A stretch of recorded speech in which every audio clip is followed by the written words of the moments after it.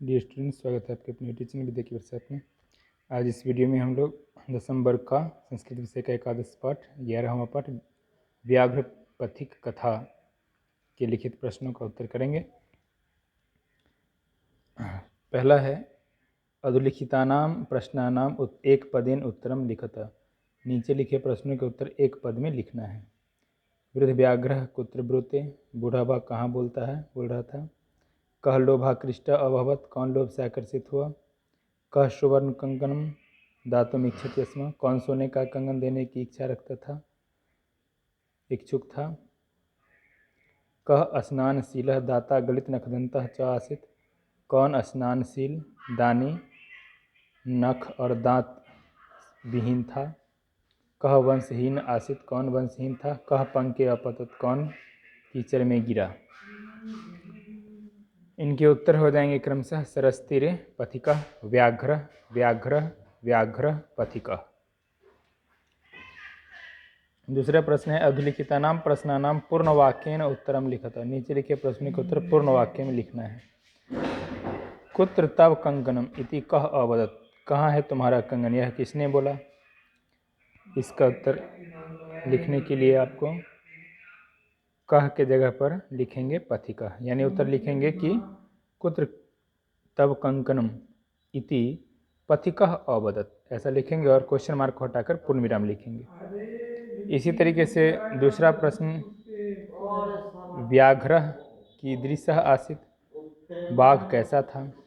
व्याघ्रेन कानि अधीतानि, बाघ के द्वारा क्या पढ़े गए थे। कस्य पुत्रा दाराश्च अमृताः, किसके पुत्र और पत्नी मर गए थे।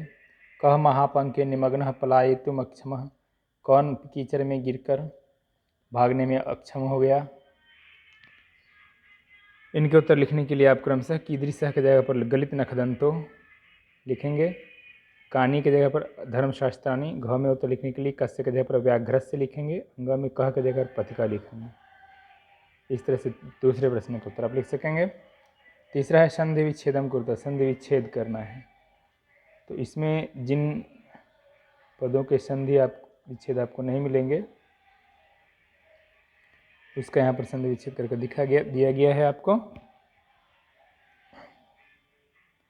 अतस्त्वाम अहम उत्थापयामि, इसका आपको यहाँ पर लिखा हुआ है अतः प्लस त्वाम प्लस अहम प्लस उत्थापयामि। बाकी के उत्तर आपका जैसे सरस्तीरे है तो इस सब के उत्तर पाठ में ही मिल जाएंगे, पीछे जो व्याकरण खंड रहता है उसी में आपको मिल जाएंगे। जैसे सरस्तीरे हैं, सरस्तीरे का हो जाएगा सरहद प्लस तीरे। इसी प्रकार बाकी के भी मिल जाएंगे इसी खंड में, संधि विच्छेद वाला पोर्शन में, इसी में। नेक्स्ट क्वेश्चन जो है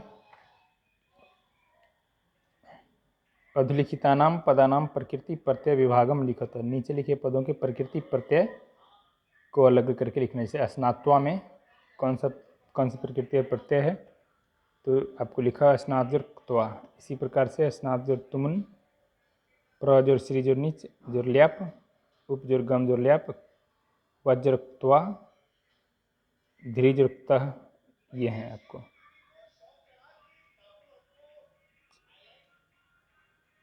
अच्छा,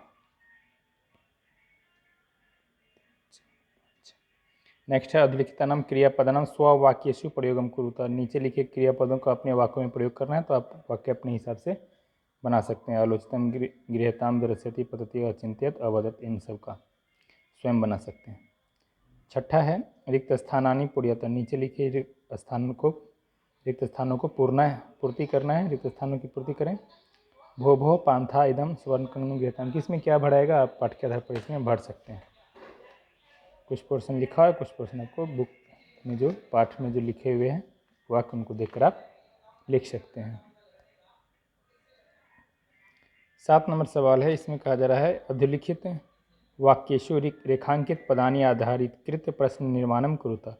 नीचे लिखे वाक्यों में रेखांकित पदों पर आधारित प्रश्न निर्माण करना है। व्याघ्र हस्तम प्रसार्य दर्शयति, बाघ हाथ पसार कर, चाबी दे रहे हैं सर, चाबी ले लीजिए चाबी।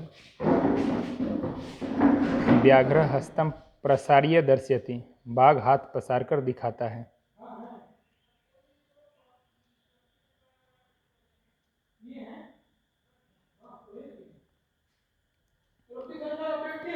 हाँ कर दिए हैं। बाघ हाथ पसार कर दिखाता है, तो इसमें हस्तम की जगह पर आप लिख देंगे कम, बस ये प्रश्न बन जाएगा। यानी इसका ऐसा प्रश्न बनाना है कि जिसका उत्तर ये लिखा हुआ जो है वो होना चाहिए।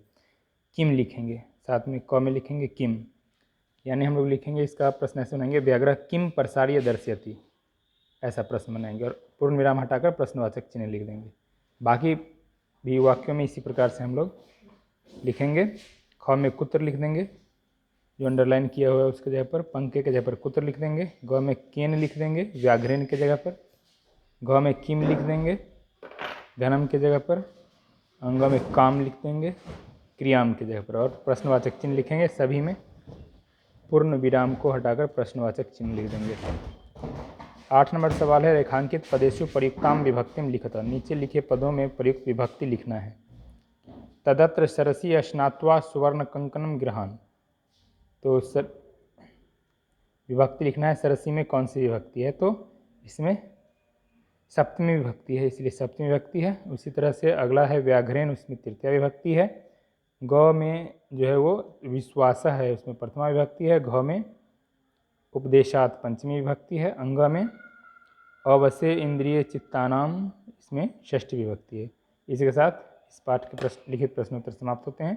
मिलते हैं फिर नेक्स्ट वीडियो में, तब तक के लिए जय हिंद।